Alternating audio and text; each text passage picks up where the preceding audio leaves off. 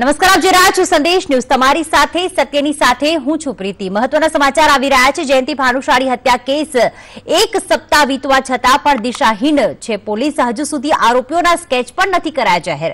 હત્યારા પકડાતા નથી। પરિવારને મળી રહી છે ધમકી અને અત્યાર સુધીમાં 20 થી વધુ પૂછપરછ કરાઈ ચૂકી છે। 100 થી વધુ લોકોના નિવેદન પણ પોલીસ લઈ ચૂકી છે। વાપી, ભુજ અને અમદાવાદમાં મનીષાના સંપર્કોની તપાસ પણ ચાલુ છે। 2000 થી વધુ નંબરો સર્વેલન્સમાં મૂકવામાં આવ્યા છે અને ભાનુશાળીના કોલ ડિટેલ્સની તપાસ પણ ચાલુ છે।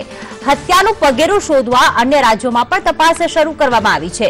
તો મનીષા, સુરજીત ભાઉ, શેખરના કોલ ડિટેલ્સની તપાસ કરવામાં આવી રહી છે। સાથે જ હત્યાના સાક્ષીઓ ગોળ નિવેદન આપી રહ્યા છે।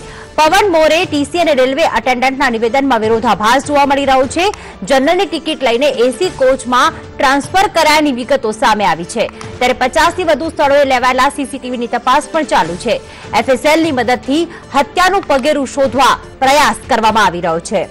મનોજ અગ્રવાલ વાત કરવા જોડાઈ ગયા છે। મનોજ, જણાવશો કે જે પ્રમાણે જયંતિ ભાનુશાળીની હત્યા કરવામાં આવી, ક્યાંક સુરક્ષા ઉપર અનેક સવાલો જ્યારે ગુજરાત ઉપર ઉભા થઈ રહ્યા છે, ત્યારે હાલમાં આ કેસમાં શું અપડેટ છે?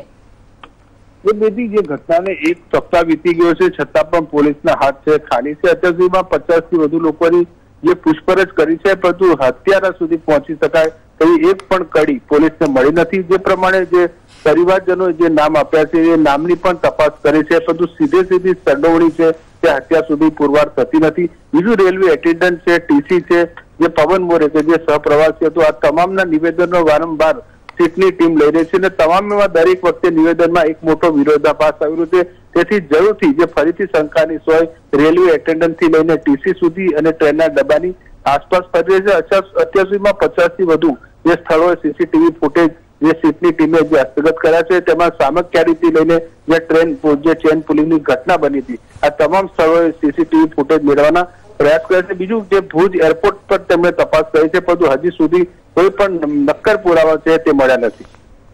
આભાર મનોજ, વધુ વિગતો માટે આપના સંપર્કમાં રહીશું।